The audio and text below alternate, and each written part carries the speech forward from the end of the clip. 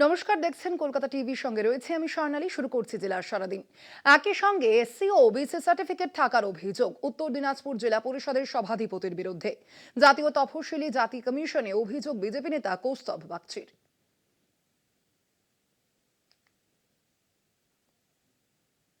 উত্তর দিনাজপুরের জেলা পরিষদের সভাধিপতির বিরুদ্ধে জাল এসসি সার্টিফিকেট দাখিলের অভিযোগ।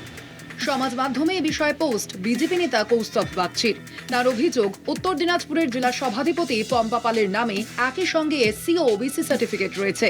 পম্পা পাল জাল এসসি সার্টিফিকেট তৈরি করে রাজবংশীদের বঞ্চিত করে জেলা পরিষদের সভাধিপতি হয়েছেন। বিষয়টি নিয়ে এসসি কমিশনে যাওয়ার কথা জানিয়েছেন বিজেপি নেতা। একই সঙ্গে আইনজীবী হিসেবে আদালতের দ্বারস্থ হবেন বলেও জানিয়েছেন তিনি। প্রশ্ন হচ্ছে, একজন ব্যক্তি সরকারি পদে রয়েছেন, সভাধিপতি জেলা পরিষদের, তার এসসি এবং ওবিসি সার্টিফিকেট একসাথে বর্তমান। এই বিষয়টা আমরা ন্যাশনাল এসসি কমিশনে জানাবো এবং প্রয়োজনে এটা নিয়ে আমরা মামলা করব যে এই ধরনের জালিয়াতি এবং সরকারি পদে, এত বড় একটা গুরুত্বপূর্ণ পদে বসে, জেলা সভাধিপতি পদে বসে এই ধরনের জালিয়াতি কী করে হতে পারে। এর জন্য মমতা বন্দ্যোপাধ্যায়কে জবাবদিহি করতে হবে, এই রাজ্য সরকারকে জবাবদিহি করতে হবে এবং আমরা এই বিষয়টা নিয়ে শিগগিরই আদালতের দ্বারস্থ হব। বিষয়টি নিয়ে কটাক্ষের সুর কংগ্রেসের গলাতেও। রাজ্যে ভুয়ো ডাক্তার পাওয়া যায়, ভুয়ো ইঞ্জিনিয়ার পাওয়া যায়, তো সেই রাজ্যের ডক্টরেট ডিগ্রি জাল হয়, তো সে রাজ্যে জাল ডাক্তার আছে, জাল ওষুধ আছে, তো জাল সার্টিফিকেট হবে না। একজনের দুটো দুটো সার্টিফিকেট, যখন যেরকম দরকার হয় সেটা ব্যবহার করে। এই রাজ্যে এটাই তো এগিয়ে বাংলার মডেল, এটাই তো নতুন বাংলা। এ বিষয়ে কোনো কথা বলতে চায়নি শাসক তৃণমূল। যদিও ঘটনা ঘিরে ব্যাপক চাঞ্চল্য এলাকায়। এভাবে জেলা সভাধিপতি কিংবা কোনো ব্যক্তির নামে দুটি সার্টিফিকেট রাখা যায় কিনা তা নিয়ে শুরু হয়েছে জল্পনা। কলকাতা টিভি।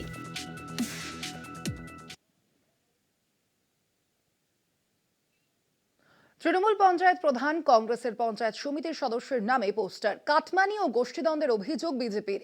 ভাবমূর্তি নষ্ট করতে এই কাজ, দাবি তৃণমূল কংগ্রেসের। নদিয়ার পায়রাডাঙ্গার ঘটনায় তরজা তুঙ্গে।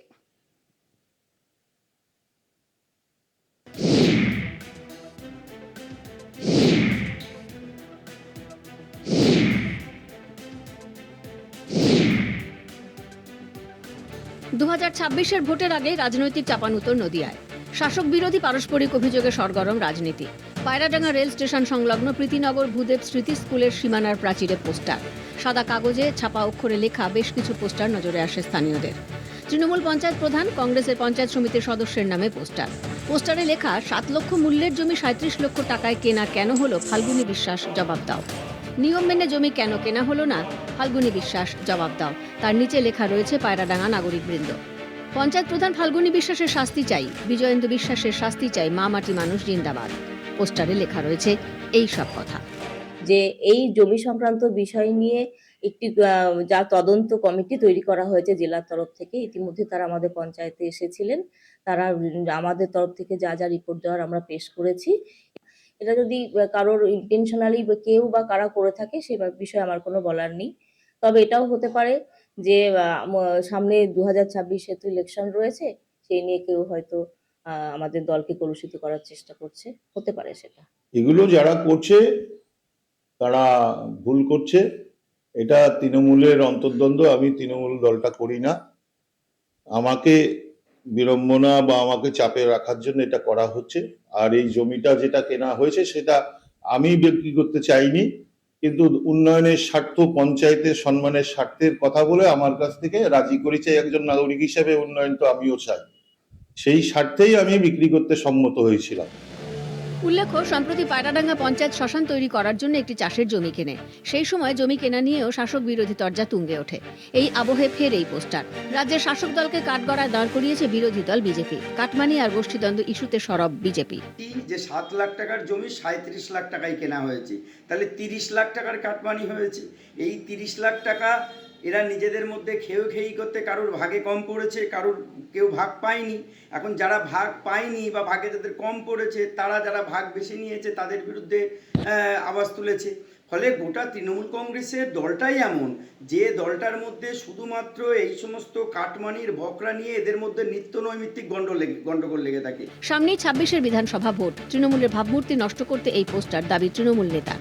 বিচ্ছিন্নভাবে ছাব্বিশের নির্বাচনকে আমাদের তো পাখির চোখ, আমার বিচ্ছিন্নভাবে সেটাকে খাটো করবার, ছোট করবার একটা চক্রান্ত শুরু হয়েছে, বোঝা যাচ্ছে। যেটা এই ব্যাপারে পরবর্তীতে পোস্টার ফেলছে, এ ব্যাপারে তো আমার ঠিক জানা নেই কিছু। এটাও আর গোষ্ঠীদ্বন্দ্বের কোনো ব্যাপার নেই, তৃণমূল আবার গোষ্ঠীদ্বন্দ্ব কিছু। 26-এর বিধানসভা ভোটকে পাখির চোখ করে তৈরি হচ্ছে সব রাজনৈতিক দল। এই পরিস্থিতিতে 1 ইঞ্চি জমিও ছাড়তে রাজি নয় কোনো দল। ভোটের আগে পোস্টার তরজা কোন দিকে মোড় নেয় তা বলবে সময়। তবে এই তরজা সীমাবদ্ধ থাকুক পোস্টারেই, বলছে সংশ্লিষ্ট মহল। নদিয়া থেকে রূপম রায়ের রিপোর্ট, কলকাতা টিভি।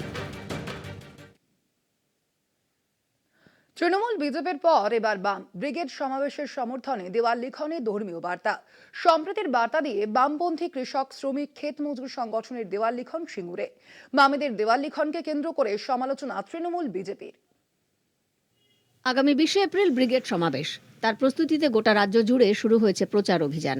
বৈঠকের পাশাপাশি চলছে দেওয়াল লিখনও। বর্তমান রাজনৈতিক পরিস্থিতিতে ধর্মীয় বার্তা দিতে একাধিক পোস্টার, দেওয়াল লিখন শুরু করেছে বিজেপি, তৃণমূল।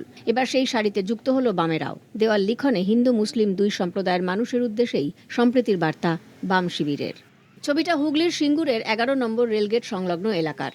বামপন্থী সংগঠন C2, সারা ভারত কৃষক সভা বা AIKS, সারা ভারত ক্ষেত মজুর ইউনিয়ন বা AIAWU এর ডাকে দেওয়াল লিখন শুরু হয়। তাতে লেখা, হিন্দু মুসলিম ভাই ভাই বেকারদের কাজ চাই, ফসলের মূল্য চাই, শ্রমিকদের বেতন চাই। এই দাবিকে সামনে রেখে আগামী 20 এপ্রিল ব্রিগেড সমাবেশে যোগ দেওয়ার আহ্বান জানানো হয়েছে। কিন্তু ব্রিগেডের সমর্থনে দেওয়াল লিখনে কেন ধর্মীয় ইস্যু? AIKS, AIAWU সহ বাকি সংগঠনের দাবি, তৃণমূল এবং বিজেপি উভয়েই হিন্দু মুসলিম বিভাজনের রাজনীতি করে ভোটের ফায়দা লুটছে। ফিকে হচ্ছে মানুষের মূল সমস্যা। জায়গায় মানুষের কাজ, শ্রমিকের মজুরি, ফসলের দাম, এই ইস্যুগুলোকে সামনে রেখেই হচ্ছে আমাদের এই ব্রিগেডের সমাবেশ। তাই আমরা বিভাজন নয়, হিন্দু মুসলিম সম্প্রীতির বার্তা দিয়ে এবং সমস্ত সম্প্রদায়ের মানুষের সমস্যাটা এক, এটাই সেই সমস্যাটাকে আমরা মূল সমস্যাগুলোকে মানুষের সামনে তুলে ধরতে এই ব্রিগেডের সমাবেশ, এই আহ্বান আমরা জানাচ্ছি। বামেদের এই পোস্টার ঘিরে সমালোচনার ঝড়। বাম শিবিরকে কটাক্ষ বিজেপি, তৃণমূলের। এটা ওরা প্রচারে ভেসে থাকার জন্য বলছে যে আজকে তো ওরা শূন্য থেকে মহাশূন্য অবস্থান করছে, কি বলবে এটা নিয়ে ওদের আমরা গুরুত্বও দিই না। মানুষও এখানকার মামাটির মানুষ যারা আছেন তারাও গুরুত্ব দেয় না। দেখুন, বামপন্থীরা 34 বছর ধরে ব্রিগেড করেছে, দেয়াল লিখেছে, সে পুরনো অভ্যেস আছে। ওরা অস্তিত্ব সংকটে ভুগছে। 1 টাকা ছোট কয়েনের মতন ওদের অবস্থা। নিষিদ্ধ নয়, কিন্তু কেউ নিতে চায় না। নোটার সঙ্গে ওরা লড়াই করে। ওরা অনেক কিছু করবে নির্বাচনের আগে। অন্যদিকে 26-এর বিধানসভা নির্বাচনকে পাখির চোখ করেও কোমর বেঁধে নেমেছে রাজনৈতিক দলগুলি। যে যার মতো প্রচারের অস্ত্রের শান দিচ্ছে। এই আবহে হিন্দুত্বকে হাতিয়ার করে আসরে বিজেপি। থেমে থাকেনি তৃণমূলও। বিভিন্ন জায়গায় পোস্টার, ব্যানারে হিন্দুত্বের বার্তা শাসক বিরোধীদের। এবার সে দৌড়ে পিছিয়ে থাকলো না বামেরাও। হুগলি থেকে পাপ্পু সাত্রার রিপোর্ট, কলকাতা টিভি। পঞ্চায়েত প্রধানকে শ্লীলতাহানির অভিযোগ, গ্রেপ্তার এসএফআই নেতা। নদিয়ার কালীগঞ্জ ব্লকের পলাশীর ঘটনা। অন্যায়ের প্রতিবাদ করায় ফাঁসানো হয়েছে। পাল্টা দাবি CPIM এর। পঞ্চায়েত অফিসে সার্টিফিকেট নিতে এসে মহিলা প্রধানকে শ্লীলতাহানির অভিযোগ, প্রধানের সঙ্গে দুর্ব্যবহার ও গালিগালাজ। ঘটনায় কালীগঞ্জ থানার মীরা বাজার পুলিশ ফাঁড়িতে অভিযোগ দায়ের। প্রধানের শ্লীলতাহানির অভিযোগে গ্রেপ্তার কালীগঞ্জ ব্লকের এসএফআই এর পলাশী লোকাল কমিটির সম্পাদক। ধৃত এসএফআই নেতা রেজা শেখের বাড়ি কালীগঞ্জের জানকীনগরে। সেখান থেকেই সোমবার রাতে তাকে গ্রেপ্তার করে পুলিশ। ইংরাজি 16 তারিখে তা উনি একটা ছেলে এসেছিল, আসার পর আমাকে বলেন যে আপনাকে একটা সার্টিফিকেট দিতে হবে। যে কী সার্টিফিকেট? উনি বলে কি যে ইয়ার গ্যাপ সার্টিফিকেট দিয়ে। আমি বলি ঠিক আছে, তাহলে এই বিষয়টা আমি জানি, ইয়ার গ্যাপ সার্টিফিকেট আদৌ আমার পঞ্চায়েত থেকে দেওয়া যাবে কি না আমি বিডিও সাহেবকে জানাই। এসব কথা সহ্য না করতে পেরে আমি, মা বাপ তুলেও খিস্তি মেরেছে আমাকে, তো এইসব কথা না সহ্য করতে পেরে আমি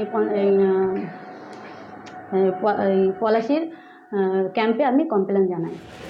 সিপিআইএম নেতৃত্বের দাবি, রেজাকে উদ্দেশ্য প্রণোদিতভাবে ফাঁসানো হয়েছে।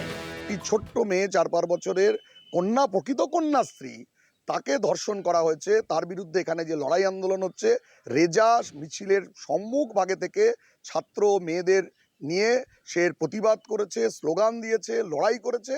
ফলে এই লড়াইকে দমিয়ে দিতে হবে এবং অন্যদের ভয় দেখিয়ে দিতে হবে।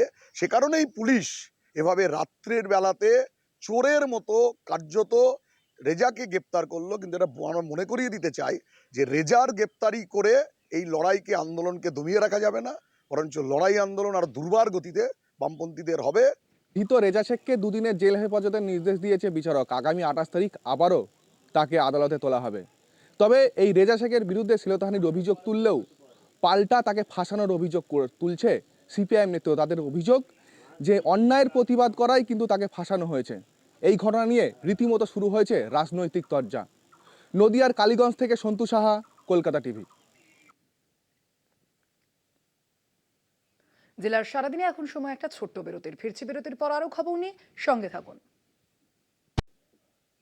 জেলার সারাদিন নিয়ে ফিরে এলাম বিরতির পর। চিত্রশিল্পী যামিনী রায়ের বাঁকুড়ার বেলিয়াতোড়ের বসতবাড়ি দখলের অভিযোগ কাঠগড়ায় শাসক দল। অভিযোগে সরব এলাকার প্রাক্তন সিপিএম বিধায়ক থেকে স্থানীয়রা। বিক্রি নয়, পরিষ্কার করা হচ্ছে, পাল্টা দাবি তৃণমূল নেতার। শাসক দলকে নিশানা বিজেপির। বাঁকুড়া দুর্গাপুর রাজ্য সড়কের পাশে বেলিয়াতোড়ে থাকা একতলা এই বাড়ি বিশ্বখ্যাত চিত্রশিল্পী যামিনী রায়ের। এই বাড়ি বিক্রি হয়ে যাচ্ছে, এই অভিযোগ উঠতে শুরু করেছে। বাঁকুড়ার বেলিয়াতোড়ের শিল্পীর জন্মভিটে এইভাবে বিক্রির প্রতিবাদে সরব এলাকার মানুষ। সামাজিক মাধ্যমে পোস্ট করে সরব স্থানীয় প্রাক্তন সিপিএম বিধায়ক সুজিত চক্রবর্তী। অভিযোগ শাসক দলের এক নেতার মদতে এইভাবে একটা স্মৃতি নষ্ট হতে বসেছে। যে পঞ্চায়েত সদস্য একজন তৃণমূলের, তিনিও যুক্ত আছেন এবং আরো অনেকে বেলিয়াতোড়ে যারা হচ্ছে এই সিন্ডিকেটের সঙ্গে, জমি কারবারিদের, জমি দালালিদের সিন্ডিকেটের সঙ্গে যুক্ত আছে, তারা সবাই এর সঙ্গে যুক্ত আছে। আমরা সরকারের কাছে বারবার আবেদন করেছিলাম সেটা সংরক্ষণের জন্য। কিছু কুচক্রী দালাল যারা জমি মাফিয়া, তারা এটাকে কিভাবে পয়সা লুট করব, কিভাবে এইরকম একটা ঐতিহ্যবাহী ইয়েকে, বসত বাড়িকে বিক্রি করছে, আমার কাছে অভাবনীয়। নাকি ঘর বাড়ি সব বিক্রি করে দিচ্ছে, শুধু আমাদের কাছে খবর। তো সেটা কতটা কষ্টের আপনাদের? কষ্ট মানে শুধু আমার নয়, এলাকার কষ্ট। যামিনী রায় সারা পৃথিবীব্যাপী নাম। গভর্নমেন্টের উচিত ছিল যে জায়গাটা অধিগ্রহণ করে, এটা মানে সরকারিভাবে সেটাকে অধিগ্রহণ করে মিউজিয়াম টাইপের কিছু করা। সব অভিযোগ উড়িয়ে বাড়ি পরিষ্কার করা হচ্ছে বলে পাল্টা দাবি করলেন স্থানীয় তৃণমূলের পঞ্চায়েত সদস্য প্রদীপ পাল। তাঁর দাবি এই বাড়ি যামিনী রায়ের নয়, আর বিক্রিও হয়নি। রাজনৈতিক ফায়দা তোলার জন্য তৃণমূলের নাম জড়ানো হচ্ছে বলে দাবি তৃণমূলের পঞ্চায়েত সদস্যের। আর ওনার এটা বাড়ি নয়, ওনাদের ছেলেদের বাড়ি, যেটুকু আমার জানা। তো ওটা সাপ খোপের ওটা আড্ডা হচ্ছিল, তো বাচ্চা ছেলেরা খেলতেও পারছে না, ওটা রাস্তায় সাপ চলে আসছে। তারপরে সামনে স্কুল, সেই হিসাবে জনপ্রতিনিধি হিসাবে আমি, ওরা বলেছিল পরিষ্কার করতে, যেখানে কে থাকে, তা আমার নামটা কেউ দিয়েছিল যে কাজকর্ম করায়, তা আমি পরিষ্কার করছিলাম। ফালতু কথা বলছে যারা বলছে, তারা কি বলবো, তারা রাজনৈতিকভাবে হয়তো আমার কিছু করতে চাইছে, কিন্তু সেটা মিথ্যা কথা। একই দাবিতে সরব বিজেপিও। শাসক দলের মদত ছাড়া এই কাজ সম্ভব নয় বলেও দাবি বিজেপির। রায়, আমার মনে হয় এই জায়গাটা শাসক দলের মদতে এটা বিক্রয় হয়ে গেছে। হয়তো আমরা খবর নিলাম যে এটা কোনো প্রশাসন হস্তক্ষেপ করে না, পঞ্চায়েতও হস্তক্ষেপ করে না। আমি মুখ্যমন্ত্রী গেছি, মুখ্যমন্ত্রী শিল্পীদের নিয়ে এত সারা পশ্চিমবঙ্গে ঝাঁপিয়ে বেড়ায়। এই বাঁকুড়া দুর্গাপুর মেন রোডের মধ্যে যামিনী রায়ের যে বাসভবন, সেটিকে যেন সরকার নিজের হাতে হস্তক্ষেপ করে। তৃণমূলের ব্লক সভাপতির দাবি, এর সঙ্গে তৃণমূলের কেউ যুক্ত নয়। বেহাত হয়ে থাকলে তৃণমূলের প্রতিবাদ করবে। নদীয়া কি পোস্ট করেছে দেখিনি, তবে তৃণমূলের কোনো নেতা থাকলে নিশ্চয়ই তার সাথে কথা বলবো, তারপর প্রতিক্রিয়া দেবো। তৃণমূলের কোনো নেতা জড়িত থাকার কথা নয়। পঞ্চায়েত সদস্যের সাথে আগে কথা বলি, তারপর আপনাদেরকে জানাবো। তবে পঞ্চায়েত সদস্য যে আছে, আশা করি সে এই ব্যাপারে জড়িত থাকবে না। চিত্রশিল্পী যামিনী রায়ের এই বাড়ির সঙ্গে জড়িয়ে আছে বেলিয়াতোড়ের মানুষের আবেগ। বাড়ি সংরক্ষণে রাজ্য সরকারের হস্তক্ষেপের দাবি এলাকাবাসীর। বেলিয়াতোড় থেকে স্বরূপ গঙ্গোপাধ্যায়ের রিপোর্ট, কলকাতা টিভি। মুখ থুবড়ে পড়েছে কেন্দ্রের জলজীবন মিশন প্রকল্প। জলের পাইপ গেলেও বসিরহাটের স্বরূপনগর ব্লকের 50% এলাকায় বাড়িতে পৌঁছয়নি জল। গরম পড়তেই জলকষ্টের আতঙ্কে ভুগছেন সীমান্ত এলাকার মানুষ। বারবার প্রতিশ্রুতি দেওয়ার পরেও জল প্রকল্পের কাজ যেখানে ছিল সেখানেই রয়ে গিয়েছে। এলাকাবাসীর প্রতিবাদ বিক্ষোভ দেখালেও কোনো সুরাহা মেলেনি। কল আছে, জল নেই। 2 বছর আগে জল জীবন মিশন প্রকল্পের কাজ শুরু হলেও এখনো শেষ হয়নি কাজ। বসিরহাটের স্বরূপনগর ব্লকের অর্ধেক বাড়িতে পৌঁছয়নি পানীয় জল। গরম পড়তেই জলকষ্টের আতঙ্কে ভুগছেন এলাকাবাসী। জলের অভাবে সমস্যায় পড়েছেন চাষিরাও। অন্যদিকে এলাকায় পানীয় জল না পৌঁছানোয় জল কিনে খেতে হচ্ছে স্থানীয় বাসিন্দাদের। সদ্য গরম পড়তেই এই অবস্থা, আরো গরম পড়লে কি হবে তা ভেবে মাথায় হাত পড়েছে স্থানীয় বাসিন্দাদের। যে জল মিশন পরিকল্পনায় সরকার হয়তো এই পরিকল্পনা বাস্তবায়িত করেছে, কিন্তু বাস্তবায়নের পর সেই পরিকল্পনা কতটা মানব কল্যাণে ব্যবহৃত হচ্ছে সেটা দেখার কোনো লোক নেই, বা সেটা সুপারভাইজ করারও কোনো সরকারের মানসিকতা নেই। সুতরাং পরিকল্পনা রয়ে গেছে। পরিকল্পনা করা হলেও জল বাড়ি বাড়ি পৌঁছচ্ছে কিনা তা দেখার লোক নেই। পরিকল্পনার ভবিষ্যৎ নিয়ে উঠেছে প্রশ্ন। সমস্যার সমাধান কবে হবে প্রশ্ন তুলেছেন এলাকাবাসীরা। জল অনেকদিন আসেনি, আসছে না মোটর চালু করার থেকে। হ্যাঁ, আসবে কি না আসবে কী করে বড় দেখি, কোথা থেকে এখনো কোনোদিন জল আসেনি। আমাদের বাড়িও আসেনি, পাড়াও আসছে না। সরকারি টাকা নষ্ট হচ্ছে। লক্ষ লক্ষ টাকা ব্যয় করে জল প্রকল্পের পরিকল্পনা করা হয়েছিল। পানীয় জলের কল খারাপ হয়ে পড়ে রয়েছে। পরিকল্পনার পর্যবেক্ষণের দায়িত্বে যারা ছিলেন তারা উদাসীন। অভিযোগ তুলেছেন খোদ স্বরূপনগর ব্লকের পঞ্চায়েত সমিতির জনস্বাস্থ্য দপ্তরের কর্মাধ্যক্ষ। এই কাজটা আমার মনে হয়েছে কন্ট্রাক্টর এবং ইঞ্জিনিয়ারদের, এই কাজের সঙ্গে আমরা জনপ্রতিনিধিরা কেউই যুক্ত না। এবং এখনও আমরা যেটা দেখতে পাচ্ছি, প্রাথমিক পর্যায়ে যে কাজ হয়েছিল, আধার কার্ডের যাদের নামে আছে তাদের বাড়িতে জলের লাইন টেনে দেওয়া হয়েছিল, সে লাইনে তো জল যায়নি, উল্টে এখনও বহু বাড়ি ওই লাইন টানাই হয়নি। লক্ষ্যটা এরকম ছিল, জলের লাইনের চেয়ে আধার কার্ডটা বোধহয় বেশি প্রয়োজন, ফলে যেটা হয় সেইটাই হয়েছে। এবং এর উপরে যাদের দেখার দায়িত্ব ছিল তারা অনেক উদাসীন ছিল। গরম পড়তেই পানীয় জলের সমস্যা দেখা দিয়েছে সীমান্ত এলাকায়। দীর্ঘদিনের সরকারি পরিকল্পনা এখনো বাস্তবায়িত হয়নি। পানীয় জল পৌঁছয়নি এলাকায়। প্রতিবাদ বিক্ষোভ দেখিয়েও লাভ হয়নি। খালি মিলেছে সমস্যা সমাধানের আশ্বাস। কবে মিলবে সুরাহা, উদ্বেগে স্থানীয় বাসিন্দারা। সঞ্জিত চক্রবর্তীর রিপোর্ট, কলকাতা টিভি। বাঁকুড়ার বেলিয়াতোর স্বাস্থ্যকেন্দ্র যেন ডাম্পিং গ্রাউন্ড। দুর্গন্ধময় নোংরা আবর্জনার স্তূপ হাসপাতালের গেটের দুপাশে। অস্বাস্থ্যকর পরিবেশের অভিযোগ চিকিৎসা করতে আসা রোগী ও পরিজন সহ স্থানীয়দের। বেলিয়াতোর গ্রাম পঞ্চায়েতের এক সদস্যের দাবি, পঞ্চায়েত থেকে একাধিকবার পরিষ্কার করানো হয়েছে। বেলিয়াতোর প্রাথমিক স্বাস্থ্যকেন্দ্র এবং তার গেট, এটা হচ্ছে তার প্রবেশপথ। আমি যদি প্রবেশপথে ঢুকি এবং ঢোকার মুখেই যেটা সবথেকে যেটা নজরে আসবে তা হচ্ছে ডাস্টবিন। এদিকে ডান দিকে ডাস্টবিন, বাঁ দিকে ডাস্টবিন, এবং রীতিমতো এই বেলিয়াতোর স্বাস্থ্যকেন্দ্র এখন একটা ডাম্পিং গ্রাউন্ডে পরিণত হয়েছে। বিভিন্ন ধরনের রুগীরা আসছেন, তারা চিকিৎসা করাতে আসছেন। চিকিৎসা করাতে এসে ঢোকার মুখেই হাসপাতালের পরিবেশ যদি এরকম হয়, তাহলে যারা এখানে আসছেন চিকিৎসা করাতে তাদের রোগ সারবে কিভাবে, এই প্রশ্নটা কিন্তু উঠছে। এলাকার মানুষজন যেটা বলছেন যে বারবার প্রশাসনকে জানানো হয়েছে, প্রশাসনের দৃষ্টি আকর্ষণ করা হয়েছে, কিন্তু কোথাও যেন প্রশ্ন উঠতে শুরু করেছে, তাহলে নজরদারির কি অভাব রয়েছে? এটা কোনো ডাম্পিং গ্রাউন্ড নয়, এ হলো বেলিয়াতোর প্রাথমিক স্বাস্থ্যকেন্দ্র। স্বাস্থ্যকেন্দ্রে ঢোকার মুখেই আবর্জনার স্তূপ। প্রশাসনের নজরদারির অভিযোগ স্থানীয় সহ চিকিৎসা করাতে আসা রোগী ও পরিজনদের। দীর্ঘদিন দেখার মতন কেউ নেই তো এখানে, বলার মতন বলতে ট্রিটমেন্ট হয়, ট্রিটমেন্ট বাঁকুড়া ট্রিটমেন্ট করে, এখানে কিছু হলে বাঁকুড়ায় পাঠায়, রেফার করে দেয়। না, এই পরিবেশে ট্রিটমেন্ট করছে। এটার জন্য সাধারণত দায়ী সামনাসামনি যে দোকান, হসপিটালের সারাউন্ডিংসে যে দোকান, তারাই আবর্জনাটা করছে। আমরা বারবার প্রশাসনকে জানিয়েছি, প্রশাসনও একটু উদাসীন দোকানদারদের রুজি রোজগার ভেবে। তো এটাকে সমূলে উৎপাদন করার দরকার আছে এবং পরিষ্কার পরিচ্ছন্ন রাখার সবারকার কর্তব্য। আমার যেমন কর্তব্য, তেমনি প্রশাসনেরও এটাকে নজর দেওয়া উচিত। বেলিয়াতোর গ্রাম পঞ্চায়েতের এক সদস্যের দাবি, পঞ্চায়েত থেকে একাধিকবার পরিষ্কার করানো হয়েছে।